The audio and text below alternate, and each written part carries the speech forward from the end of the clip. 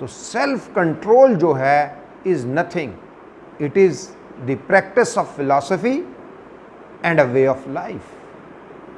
आपको जिंदगी गुजारने का तरीका, आप अगर अपने अंदर सेल्फ कंट्रोल या सेल्फ डिसिप्लिन आपके अंदर वीक है तो आप पर्सनालिटी बेस्ड सिलेक्शन में नॉट रिकमेंड हो जाएंगे, आपकी सिफारिश नहीं की जाएगी। देखें आपको भेजना कहाँ पे है, आईएसएसबी के प्रोसेस को समझें।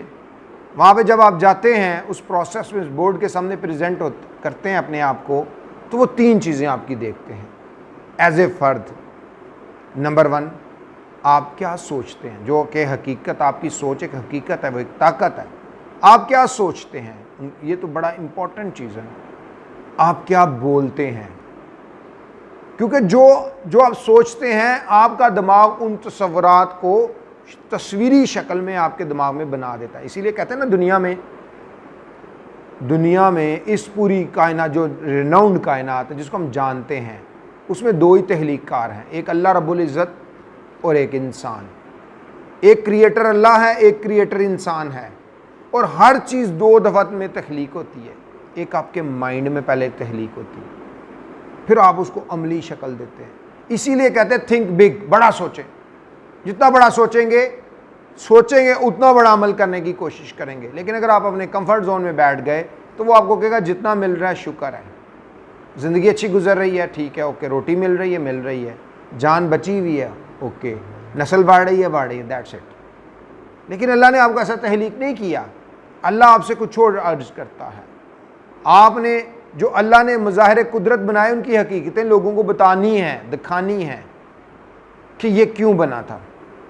आप अपेरेंट चीज़ों का नहीं देखेंगे, आप उनकी डेप्थ में चीज़ों को देखेंगे। जब आपको डेप्थ में चीज़ों को देखेंगे, आपको नई दुनिया नज़र आएगी। अगर अल्लाह ने यही सारा निज़ाम चलाना होता तो अल्लाह हमें और तरीके से तहलीक करता। अल्लाह ने हमें आज़ादी दी, क्योंकि मैयर करना था, गाज करना था आपके सेल्फ डिसिप्लिन को।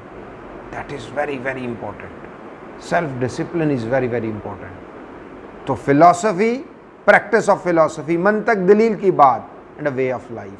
जब वे ऑफ लाइफ की बात आती है तो एज ए फ़र्द आपकी ज़ात है, और ऑन दी अदर हैंड इज्तमाई तौर पर भी आपकी ज़ात है। अगर आपको आज़ादी दे दी जाए मन मर्ज़ी की, तो ये तो माशरा खून रेज़ी, डिसिप्लिन ख़राब हो जाएगा।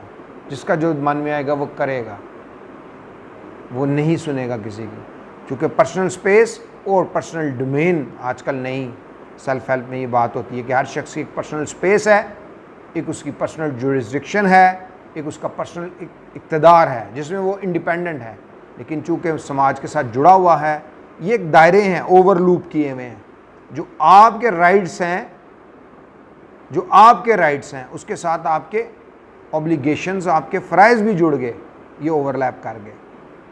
अब आप अपने आप को जब तक सेल्फ डिसिप्लिन नहीं करेंगे, आप चीज़ें नहीं सीख पाएंगे। तो आपको सेल्फ डिसिप्लिन को सीखने के लिए, चूँकि मुसल्लह अफ़वाज में जब आपने जाना है तो मुसल्लह अफ़वाज के सिपाही को अपने पे कंट्रोल सिखाया जाता है। आईएसएसबी में जब आपका सिलेक्शन होनी है, जो आप सोचते हैं, जो आप बोलते हैं, जो आप करते हैं, अगर ये तीनों में मुताबिकत है तो फिर आपको देखा ये जाएगा कि ये जो कैंडिडेट है, जो एस्पिरेंट है, ये मुसल्लह अफ़वाज की ट्रेनिंग एकेडमी में जाके अपना काम कर सकते हैं, ट्रेनिंग कर सकते हैं। क्या इसके अंदर सेल्फ कंट्रोल है? तो बेसिक लिटमस पेपर जो है, जिस पे आपको एसेट बेस जिस तरह हम सिलेक्शन करते हैं, इसी तरह हम ये देखते हैं कि मुसल्लह अफ़वाज की, आर्म फोर्सेस की एकेडमीज़ के अंदर ट्रेनेबिलिटी की सलाहियत किसके पास है, तो क्या इसके अंदर डिसिप्लिन है, सेल्फ डिसिप्लिन है। और यही सेल्फ डिसिप्लिन आपको एक अच्छा और प्रोफेशनल सोल्जर बनाता है।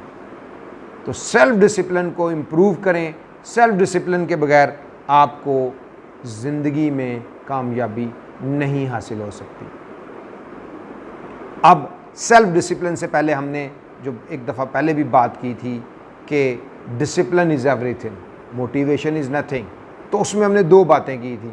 पहली बात हमने की थी do what you can do. सबसे पहले आप ये करें कि आप क्या कर सकते हैं। Do what you can do. तय करें।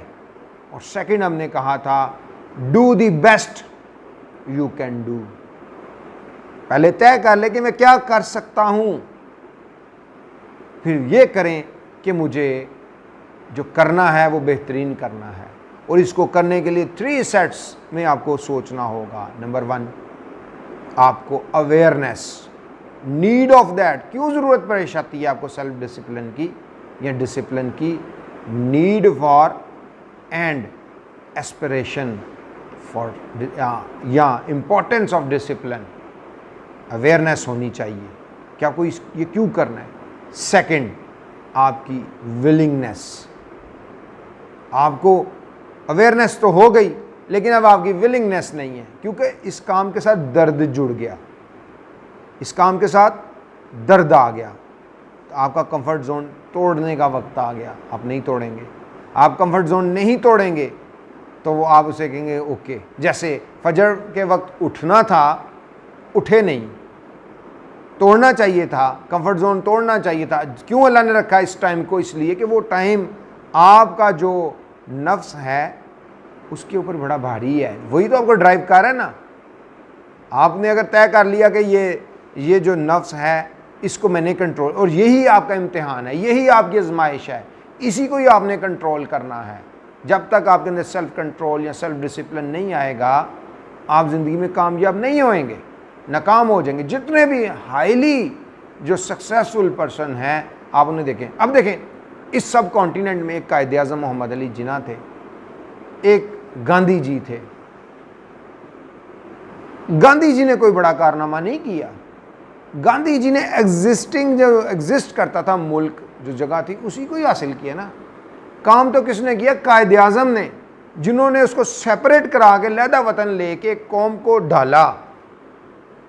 कायदे आज़म की ज़िंदगी का असूल ये था, यूनिटी, फेथ, डिसिप्लिन। उन्होंने, उनका था ये माटो, और सारी ज़िंदगी वो डिसिप्लिन पे कायमबंद रहे, कोई ऐसी हरकत नहीं की। सेल्फ कंट्रोल बड़ा था, सेल्फ डिसिप्लिन के बड़े कायल थे वो। आज भी अगर मैं पिछले दिनों ये जब इस्लामाबाद में गया तो नेशनल मॉन्यूमेंट्स में मैं जाके देखा, तो वहाँ पे आप भी जाएं, देखेंगे कायदे आज़म के जो लिबास थे या उनकी जो चीज़ें थीं, आज से कई सालों पहले, ऑलमोस्ट सदी होने के करीब, 100 ईयर्स होने के करीब है। तो कायदे आज़म का जो वे ऑफ लाइफ था वो देख के मैं परेशान हो गया कि इतना नफीस, इतना ज़ौक़, वो इस वजह से था कि कायदे आज़म कार्बन थे, बेस्ट एग्जाम्पल हैं सेल्फ डिसिप्लिन की। और एक दफ़ा भी जेल नहीं गए, कोई ऐसी इरेगुलरिटी नहीं की, क्योंकि डिसिप्लिन की निशानी ये है, ये कवानीन पे पाबंदी करने वाले लोग हैं। आप देखें सिपाही की ज़िंदगी में कवानीन पे पाबंदी क्यों कर, वो पाबंदी करते हैं। उनको सिखाया PMA में, जब आप मिलिट्री लीडरशिप एकेडमी PMA में या रिसालपुर में एयर एकेडमी में जब आप जाते हैं तो उसके अंदर आपके ऊपर क्या, या कैडेट कॉलेजेस लेवल पे, कैडेट कॉलेजेस लेवल पे फिर भी चीज़ों को इग्नोर कर दिया जाता है। एक सर्टन लेवल पे चूँकि जो कैडेट्स होते हैं उस वक्त उनकी ज़हनी सलाहियत और उम्र के तकाज़े की वजह से बहुत सी चीज़ों को दरगुजर कर दिया जाता है। लेकिन जब आप प्रोफेशनल अकेडमीज़ में बतौर प्रोफेशनल पोटेंशियल मिलिट्री लीडर्स जाते हैं तो फिर आपको जेंटलमैन करार दे दिया जाता है, आपके करैक्टर के ऊपर नो कॉम्प्रोमाइज़ किया जाता है। क्योंकि जो शख्स कवानीन की पाबंदी करेगा उसके बर्ताव में वो चीज़ नज़र आएगी। जब उसके बर्ताव में वो चीज़ नज़र आएगी तो यकीनन उसके उस बर्ताव की वजह से, सेल्फ डिसिप्लिन की वजह से दूसरों से नहीं करेगा। तो कायदे आज़म मोहम्मद अली जिन्ना जो थे वो मैन ऑफ प्रिंसिपल भी इसी वजह से थे, सेल्फ डिसिप्लिन था। एक दफ़ा भी किसी जेल में नहीं गए। गांधी हर दूसरे महीने में जेल में होते थे, जज्बातियत के मारे हुए थे, कभी मरण भर्त रख लेते थे, कभी हिंदुस्तान छोड़ दो तहरीक। कायदे आज़म कंसिस्टेंट थे। कायदे आज़म इटसेल्फ ट्रू स्पिरिट में एक सिपाही भी थे, एक फ़ौजी भी थे। यूनिफॉर्म नहीं वो पहनते थे, लेकिन वो ट्रू सेंस में एक फ़ौजी ऑफिसर भी थे, क्योंकि वो सेल्फ डिसिप्लिन उनमें वो लेवल था जो एक सिपाही में होता है। तो सेल्फ कॉन्फिडेंस की इससे आपको शानदार मिसाल बड़े सगीर में नहीं मिल सकते, क्योंकि बड़ी बदकिस्मती से जो बड़े सगीर के लोग हैं, हम लोग हैं ना, हमारे बारे में ये बात कह दी गई, हम जिस बातियत के मारे हुए हैं, हम गुलाम जहन के हैं,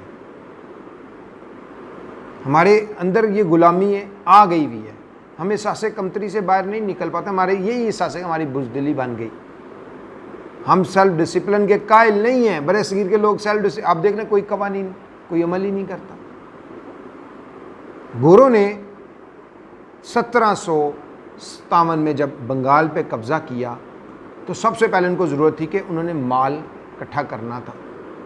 जब उन्होंने माल इकट्ठा करना था, मालिया जिसको टैक्स कह लें, तो उन्होंने एक ओहदा तहलीक किया कलेक्टर का, डिप्टी कलेक्टर का ओहदा तय किया कि जो रेवेन्यू जो है, मालिया जो है, ज़मीन के ऊपर जो टैक्स था ज़री, वो इकट्ठा करेगा।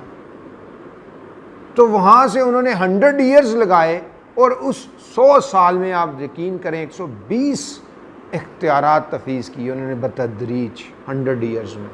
वो आज भी पाकिस्तान में राइज थे 40। बाद में हमारी हुकूमतों ने उसका मुतबादल निज़ाम नहीं दिया, बल्कि उसी के अंदर अपने तजर्बे कर करके उसका हुलिया ही बिगाड़ दिया। गोरे ने पूरे सब कॉन्टिनेंट में ये जो इदारा तहलीक किया ना डिप्टी कलेक्टर का, जिसको बाद में डिप्टी कमिश्नर करार दे दिया गया, वो डिप्टी कमिश्नर ने पूरे बरे सगीर के ऊपर, वो यही कहते थे, गोरा ये कहता था हम 1000 अफसर से पूरे बरे सगीर को कंट्रोल कर रहे हैं, they are the deputy commissioners. तो एक निज़ाम, चूँकि गोरा उन्होंने सदियों से इस पर रियाजत की हुई थी, टाइमलेस प्रिंसिपल्स के ऊपर उन्होंने वर्क किया हुआ था, तो वो उस प्रिंसिपल के तहत उनके दिमाग में ये बात आ गई कि जो सेल्फ डिसिप्लिन है दैट इज़ इम्पॉर्टेंट। वो तो सदियों से ये काम कर रहे थे, तो हमारे अल्लाह ने हमारे लिए निज़ाम, नमाज की शक्ल में ऐसा निज़ाम दे दिया जिसके अंदर आपको दोनों चीज़ें हैं, टाइम, पर्सनल मैनेजमेंट। टाइम क्या है, वक्त मुकर्रर कर दिया। अब आप ये नहीं हो सकता कि फजर है, उसका सूरज तुलू होने से पहले पहले तक आपने उसको पढ़ना है। अब अगर इधर अल्लाह ताला कहते हैं ऑप्शनल है, भाई ऑप्शनल है, तो कोई दोपहर को पढ़ रहा होता, कोई किसी वक्त पढ़ रहा होता। हाँ, कज़ा का सिस्टम दे दिया, कज़ा कर ले, लेकिन ये कहा इसको प्रैक्टिस नहीं बनाए। अगर आप प्रैक्टिस बनाएंगे तो फिर सेल्फ कंट्रोल ख़त्म हो जाएगा, सेल्फ डिसिप्लिन ख़त्म हो जाएगा। सेल्फ डिसिप्लिन, सेल्फ कंट्रोल ख़त्म हो गया तो चूँकि आपको अशरफुल मखलूक़ात बनाया है, आपको एक क्रिएटर बनाया है, आप गुलाम हो जाएंगे आपके नफ्स के। आपका नफ्स आपको ड्राइव करेगा। जब आपका नफ्स आपको ड्राइव करेगा तो फिर आप हालात के थपेड़ों पे चलेंगे, वो तो आपको कंफर्ट जोन में ले जाएगा और यही आपकी नाकामी हो जाएगी। ज़ोहर का नमाज देख लें, ज़ोहर के वक्त आपको नमाज का क्यों कराया गया, उस टाइम में भी एक हिकमत है।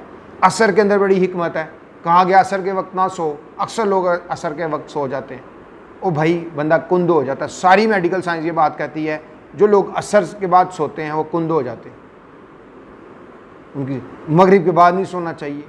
ये भी आपके अंदर सुस्ती भी डाल दे।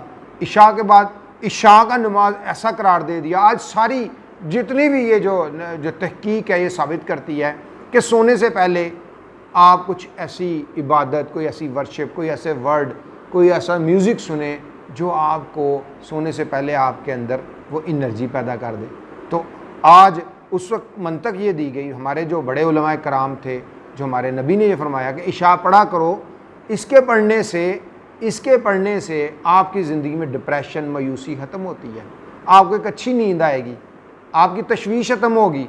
आज सारी मेडिकल साइंस कहते हैं सोने से पहले यार कुछ इबादत कर लिया करो, टाइम देखें, कहाँ इशा के फ़ौरन बाद सो जाओ ताकि तुम अलग सुबह उठ सको। जब तुम अलग सुबह उठोगे, सुस्ती ख़त्म होगी, तुम्हें रिज़्क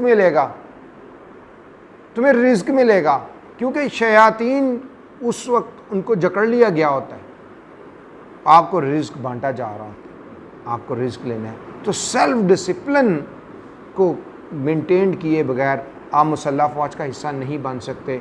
आपको ये प्रैक्टिस करनी है, नमाज के निज़ाम को, उस टाइम को और पर्सनल मैनेजमेंट को आपको करना है ना। नमाज आपके लिए, देखिए पहला पिलर था तौहीद, दूसरा पिलर नमाज, रोज़ा, ज़कात, हज। इसी तरतीब से अल्लाह ने इनको फ़राइज़ किया गया। नमाज के बारे में इसीलिए इतनी इंपॉर्टेंस दे दी गई कि ये आपको सेल्फ़ कंट्रोल करके आपको बेहतर कर देगी। तो हम बात कर रहे थे कि हमने सेल्फ़ कंट्रोल को कैसे, सेल्फ़ डिसिप्लिन को रेगुलेट कैसे करना है। तो उसका पहला कंपोनेंट है डिसिप्लिन योर गोल। सबसे पहले आपको गोल बनाने हैं, अपनी मंजिल को, डिसिप्लिन योर गोल, मंजिल का तयन करें, कागज पेंसिल पकड़ें, लिखें, उसके ऊपर राइट डाउन करें। अगर आप राइट डाउन नहीं करेंगे, आप लिखेंगे नहीं, तो आप क्लियर नहीं होंगे।